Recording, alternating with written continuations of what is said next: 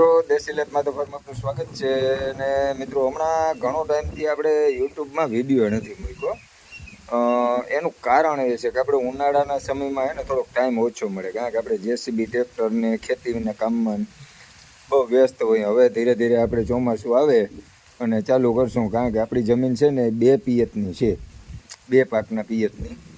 ચોમાસું પાક લઈ શકીએ ને શિયાળું લઈ શકીએ. ઉનાળુ પાક આપણે વાવતા નથી, એટલે ઉનાળુમાં આપણે ખેતીમાં કંઈ કામ ના હોય એટલે આપણે કંઈ બહુ ખોટું માર્ગદર્શન કોઈને આપીએ નહીં, અને આપણી પાસે ટાઈમે ના હોય, કારણ કે ધંધો આપણે કરવા વયા જઈએ એટલે ટાઈમ ના મળે.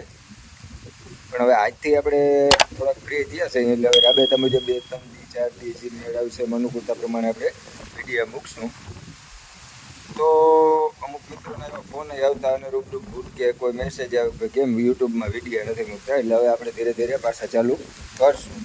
હવે મિત્રો અત્યારે મેન વાત એ છે કે વરસાદ આપણે 15 જૂન આસપાસ છે ને વરસાદ આવી જાય, વાવણી થઈ જાય, અથવા 2-5 દીમાં થઈ જાય.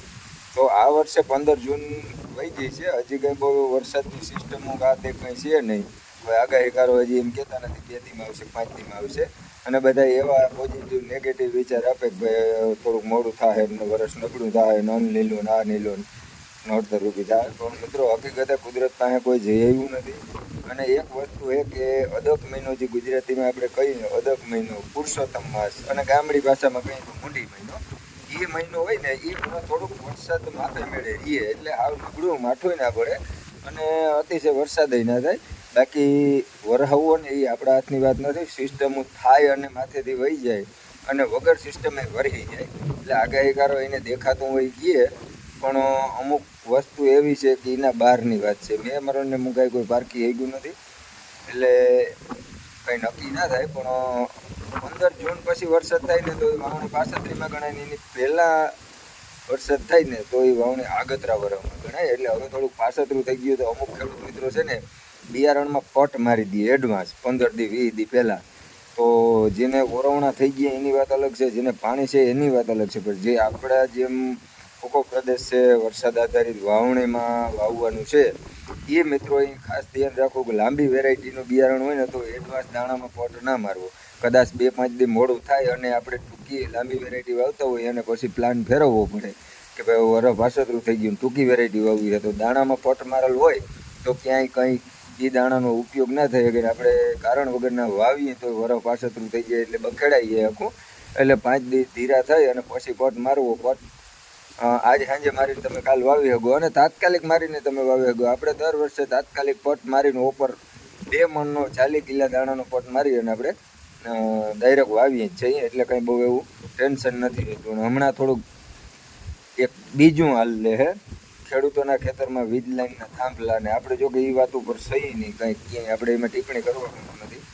ખેડૂતોનું આંદોલન તૂટ્યું ને એ વાતના હમણાં મીડિયામાં બહુ સમાચાર આવે કે ભાઈ આમ આદમી વાળાએ તોડ્યું, કોંગ્રેસ વાળાએ તોડ્યું, કોંગ્રેસનું ઓલું કર્યું ને આની આ કર્યું ને તે કર્યું.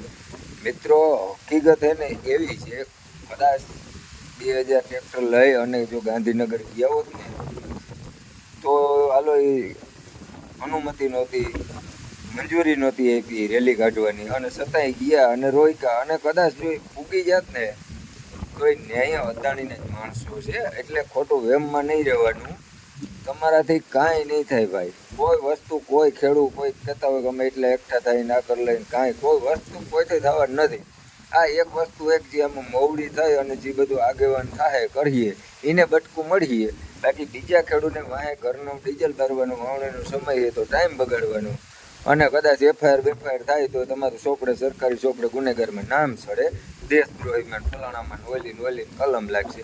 બાકી બીજે ક્યાંય કોઈ વસ્તુ એમ કહેતા હોય કે અમે સરકાર સામે આ પગલાં ભરીને આને આમ ઝુકાવીને, ભાઈ એ ઝૂકે એમ નથી. કારણ કે એની પાસે પૈસોનો પાવર બે છે, તમારી પાસે કંઈ નથી તમારા સિવાય.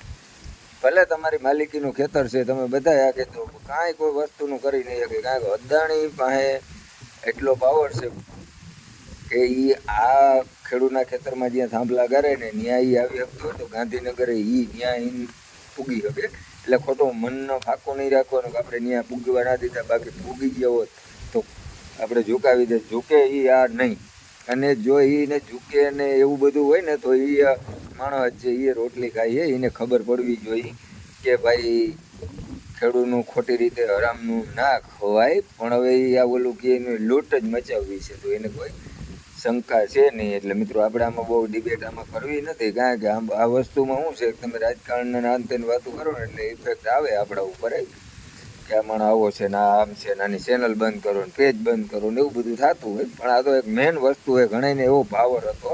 હવે 2 દિવસ ત્યાં મીડિયામાં જોઉં ઘણા એમ કહે કે અમને ફૂગવા ના દીધા ને કે સરકાર ઝુકત ને અમને આમ કર્યું ને તેમ કર્યું, ઓલી પાલટી ગમે એ કરો તમે, તરીએથી છેડા સુધી જાઓ, પણ એ અટાણે આપણો પૈસો એની પાસે છે ને એટલે બધું એનું જ છે, આપણું કાંઈ નથી. નથી સરકાર, નથી તંત્ર, નથી પોલીસવાળા કે નથી કોઈ આગેવાનો, બધા એને બટકું ફેંકો ને તમાશા દેખો, એવું છે. તો મિત્રો મળ્યું નેક્સ્ટ વિડીયોમાં. અત્યારે એટલી માહિતી ઘણી. ચેનલ પેજને નવા આવ્યો હોય તો ફોલો સબસ્ક્રાઈબ કરી દેજો અને વિડીયોને શેર કરી દેજો.